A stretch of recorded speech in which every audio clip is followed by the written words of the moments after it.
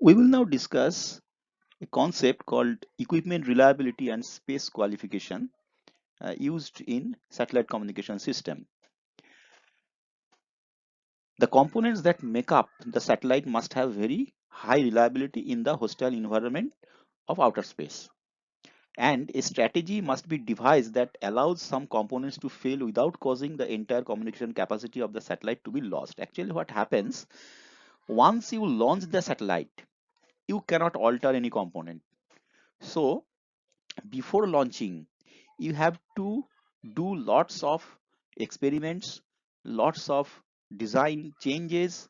All those things you must do it before launching, because after launching it's over, right? So you must make the satellite in such a way the components used in those satellite must have very high reliability. And not only that, if some component fails, you have to have some arrangement so that the most of the portion of the satellite uh, should be under workable condition. So that is what you have to maintain, that is that thing you have to maintain. So two separate approaches are used. One is the space qualification for of every part of the satellite to ensure that it has a long life expectancy in orbit, and redundancy of the most critical components to provide continued operation when one component fails. So let us start with the space qualification. The first stage is in ensuring high reliability in a satellite is by selection and screening of every components used. Past operation and test experience of components indicates which components can be expected to have good reliability. Only components that have been shown to have high reliability under outer space condition will be selected. Each component is then tested individually or as a subsystem to ensure that it meets its specification. So this process is known as quality control or quality assurance, and it is vital in building any equipment that is to be reliable. So that must be done very carefully before launching it. Okay. When a satellite is designed, generally three prototype models are often built and tested.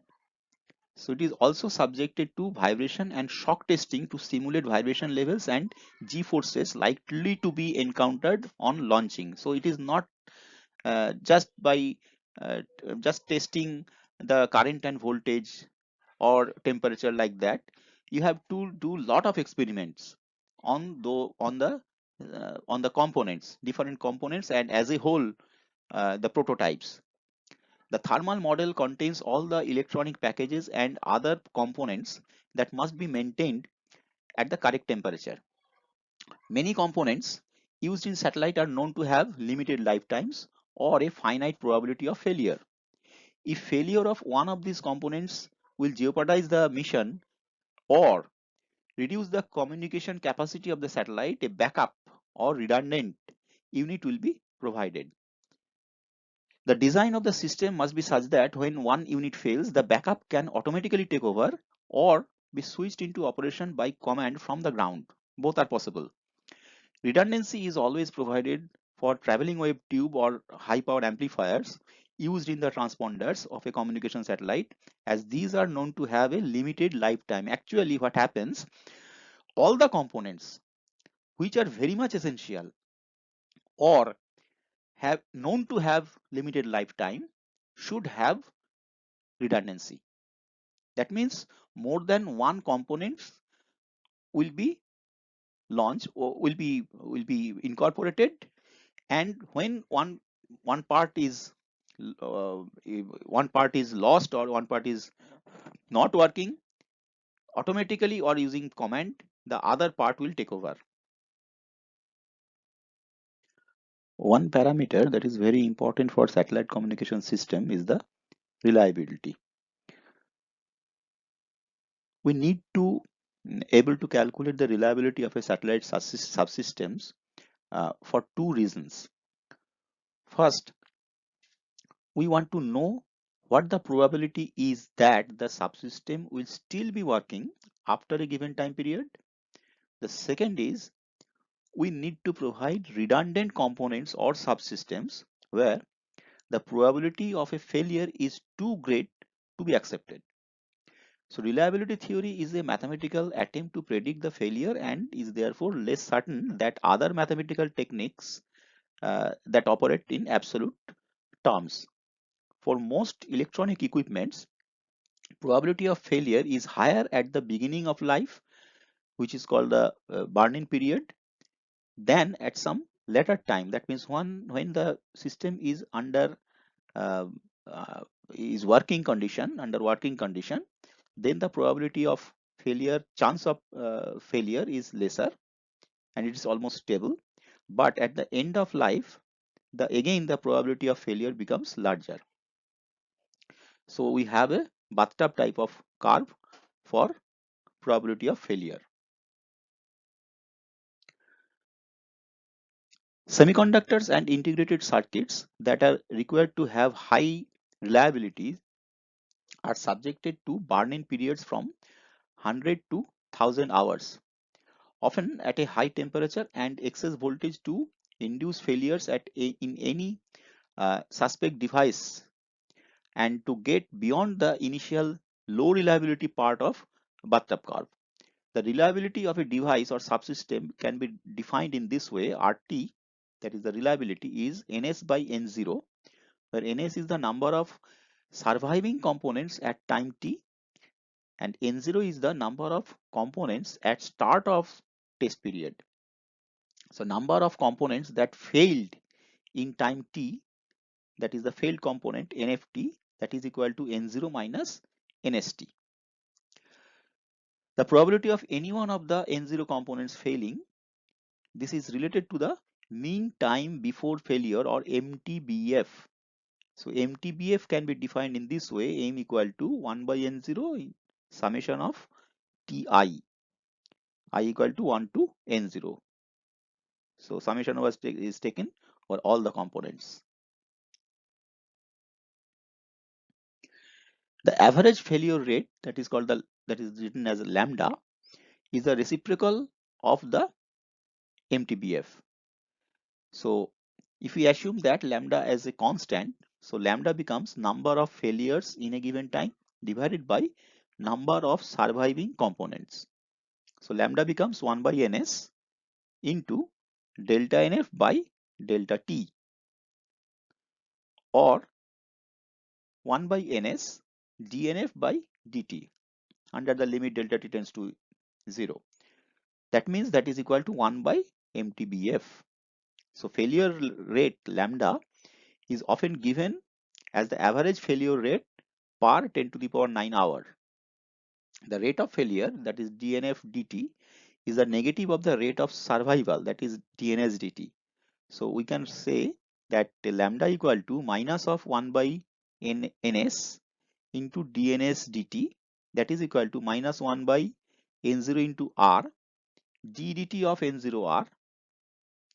So that is equal to minus 1 by r into dr dt, so that r becomes e to the power minus lambda t. So that is the relationship between r and lambda.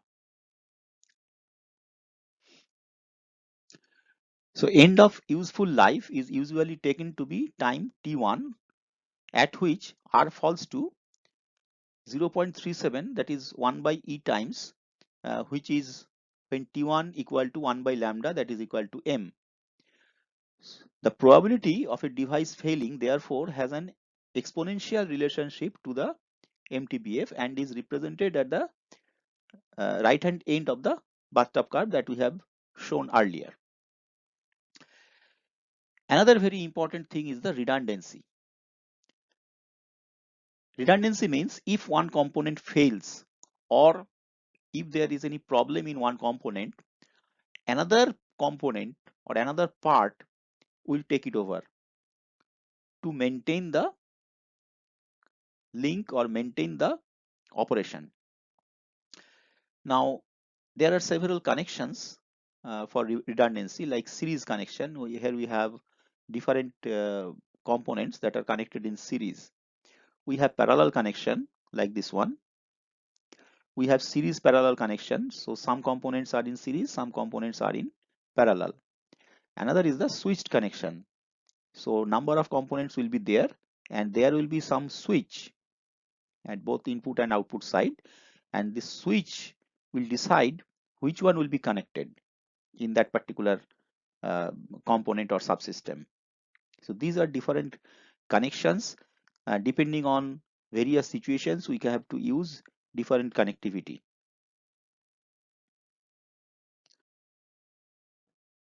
So that is showing a redundancy uh, in a conventional transponder. So TWTA is one of the most important part. TWTA means traveling wave tube amplifier. That is a high power amplifier. So 6x4 gigahertz bend pipe type transponder is shown. So all the other components, as you can see, there is no redundancy. Most chance that the component that will fail, uh, the highest chance that the component can fail is the high power amplifier. So we have two high power amplifiers connected in parallel, and here we have a splitter that will split the power into two TWTA, and there will be combiner that will add those power coming from TWTA1 and TWTA2, and the output, combined output, will be connected to the downlink antenna.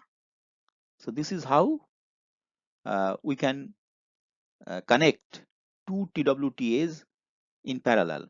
Now if one fails, this splitter and this combiner can be configured to accept or deliver to accept or deliver or accept from single TWTA. Okay, that is how redundant TWTA works.